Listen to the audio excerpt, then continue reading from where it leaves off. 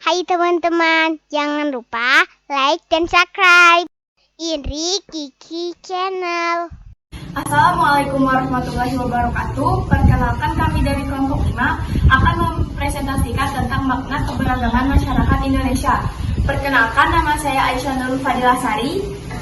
Saya Tasya Maharani dari kelas 9A. Saya Maher Pratama dari kelas 9A. Nama saya Kusama Zahra dari kelas 9A.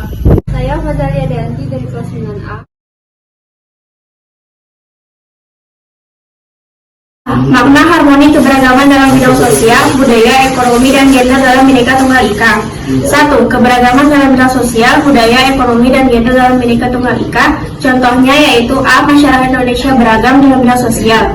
Dilihat dari beragamnya agama dan kepercayaan yang dianut bangsa Indonesia, suku bangsa, golongan usia penduduk, dan pola hubungan masyarakat. B. Masyarakat Indonesia beragam dalam bidang budaya.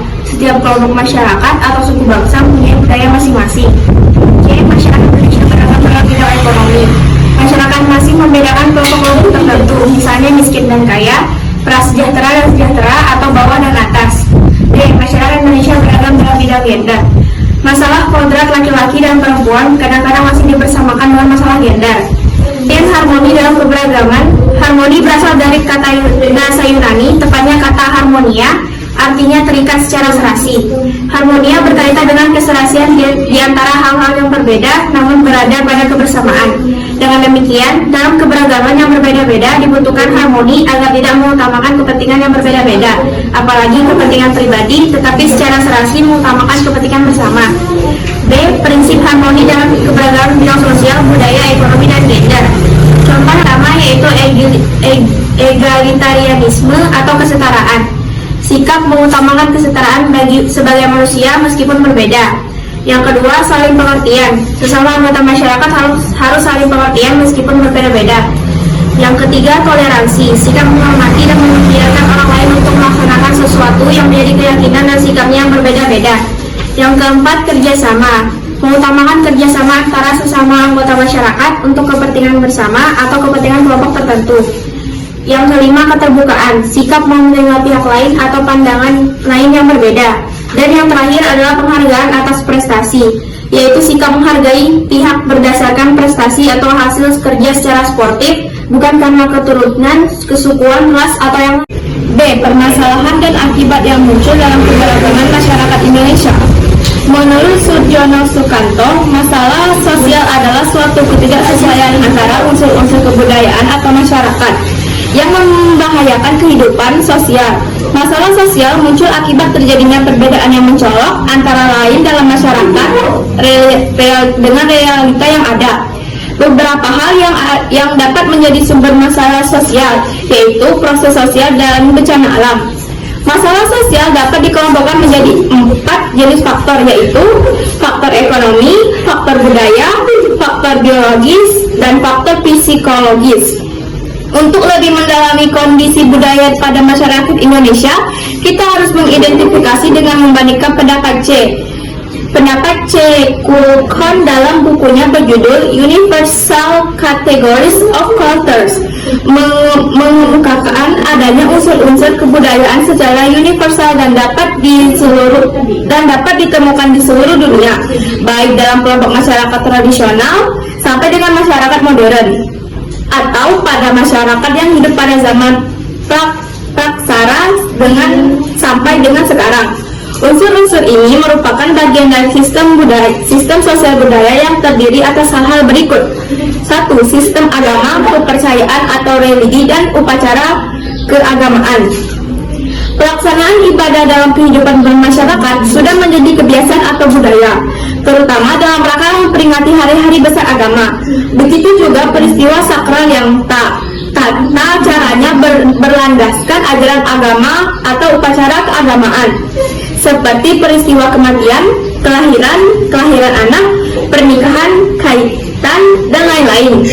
Berbagai aktivitas masyarakat dalam menyelenggarakan upaya keagamaan tersebut memerlukan adanya sikap tolong-menolong dan kerjasama, dan toleransi antar umat beragama, baik yang seagama pun maupun berbeda agama.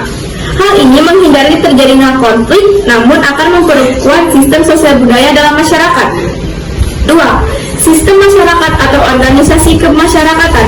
Sebagai elemen masyarakat, ormas memiliki peran penting dalam mencapai cita-cita dan tujuan bangsa. Dengan berbagai karakteristik, divisi, dan misinya masing-masing. Ormas turut serta membangun negara melalui pemberdayaan masyarakat. Makin banyak organisasi masyarakat yang peduli terhadap kesejahteraan masyarakat juga makin membantu pemerintah dalam menyukseskan pembangunan nasional. Setiap ormas dengan berpegang teguh pada semangat Bhinneka Tunggal Ika, kita harus menempatkan persatuan dan kesatuan di atas kelompok atau organisasinya, sehingga perselisihan atau bentrokan antara ormas pun dapat dihindari. 3. Sistem pengetahuan. Sistem pengetahuan umumnya diperoleh melalui berbagai cara, yaitu formal, informal, dan non-formal. Secara formal yaitu pengetahuan manusia diperoleh melalui lembaga-lembaga formal, legal, dan terstruktur, dan terorganisir melalui institut, misalnya sekolah, akademi, dan universitas. Secara informal, pengetahuan yang diperoleh melalui lingkup semi-formal, misalnya lembaga kursus. Dan non-formal, pengetahuan diperoleh secara otodidak melalui proses pengalaman diri sendiri tanpa menggantungkan kepada orang lain. Salah satu permasalahan yang muncul saat ini adalah terjadinya berbagai kecurangan dan memperoleh ilmu ketahuan, misalnya mencontek, jual beli kunci jawaban, jual beli ijazah tanpa pendidikan, menyalahgunakan pengetahuan dan kepentingan dirinya sendiri atau kelompok. Bahasa, permasalahan yang muncul dalam penggunaan bahasa pada masyarakat Indonesia berkaitan dengan keadaan kebahasaan di Indonesia yang sangat kompleks. Hal tersebut terjadi karena terdapat sejumlah besar bahasa di wilayah Indonesia dalam kehidupan sosial serta aktivitas sehari-hari anggota masyarakat. Di samping bahasa Indonesia dipakai juga bahasa-bahasa yang jumlahnya mencapai kurang lebih 760-an, beserta variasi-variasinya, serta bahasa asing tertentu sesuai dengan fungsi situasi serta konteks berbahasa. Demikian pula halnya terhadap bahasa daerah. Bahasa daerah kita cenderung telah tergusur karena penggunaan bahasa daerah dianggap kampungan. Pengusuran terhadap bahasa daerah akan berakibat terhadap tergusurnya kebudayaan daerah. Hal ini akan menimbulkan kekosongan atau kehampaan kebudayaan. Sistem mata pencaharian. Permasalahan yang muncul dalam sistem mata pencaharian saat ini diantaranya masih banyak masyarakat yang memenuhi kebutuhan hidupnya dengan cara yang menyimpang dari aturan dan norma-norma yang berlaku di masyarakat, misalnya dengan melakukan pencurian, perdagangan barang-barang terlarang, dan lain-lain. Sistem teknologi dan peralatan. Salah satu masalah pokok dalam sistem teknologi dan peralatan ini adalah masih banyak barang-barang, peralatan, dan teknologi yang harus diimpor dari luar negeri. Hal tersebut merupakan tantangan bagi masyarakat Indonesia untuk berupaya dapat memproduksi sendiri kebutuhan masyarakat Indonesia, bahkan dapat upaya penyelesaian masalah dalam keberagaman masyarakat Indonesia. 1. Upaya penyelesaian permasalahan sosial budaya.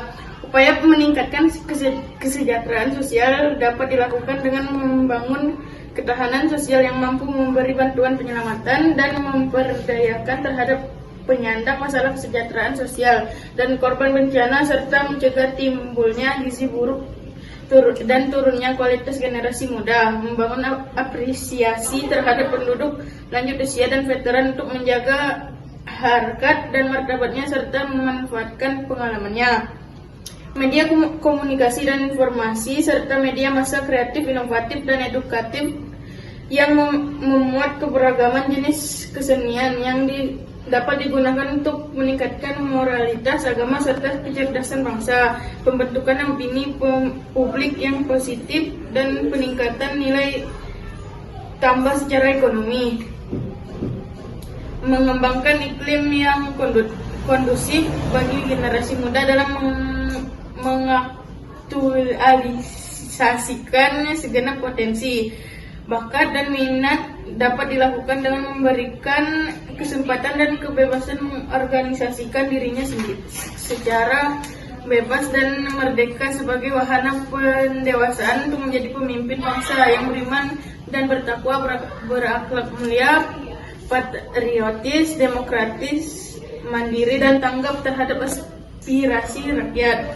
Upaya penyelesaian permasalahan ekonomi. Upaya dalam menyelesaikan masalah ekonomi diantaranya perlu dikembangkan persaingan yang sehat dan adil serta menghindarkan terjadinya struktur pasar monopolistik dan berbagai struktur pasar yang merugikan masyarakat.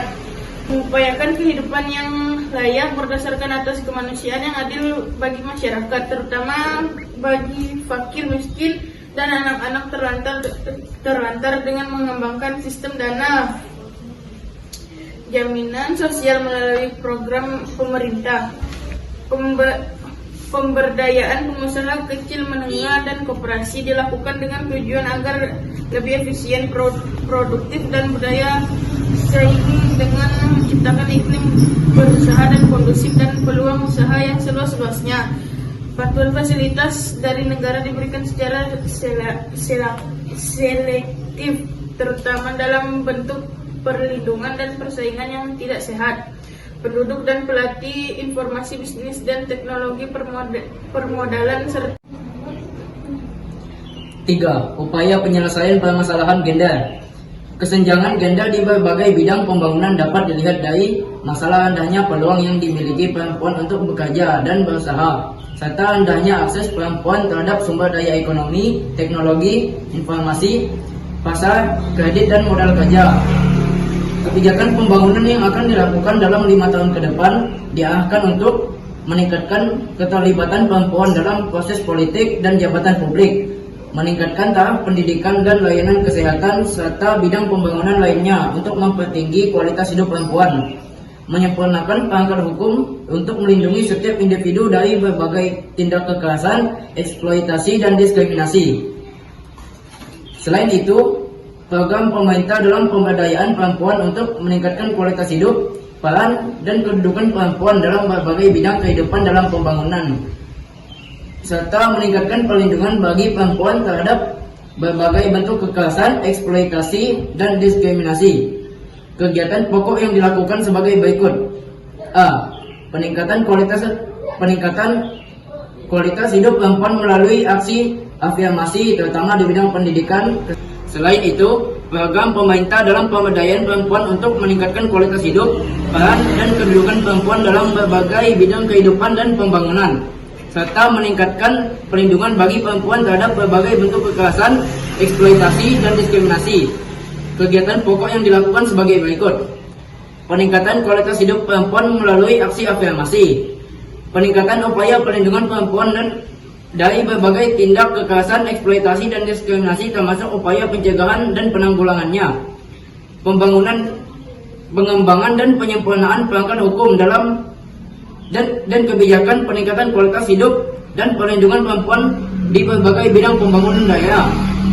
Pelaksanaan komunikasi, informasi, dan edukasi. Penyusunan sistem pencatatan dan pelaporan. Pembangunan pusat pelayanan terpadu berbasis rumah sakit dan berbasis masyarakat di tingkat provinsi dan kabupaten atau kota sebagai sarana perlindungan perempuan korban kekerasan. Peningkatan peran masyarakat dan media dalam penanggulangan pornografi dan porno aksi.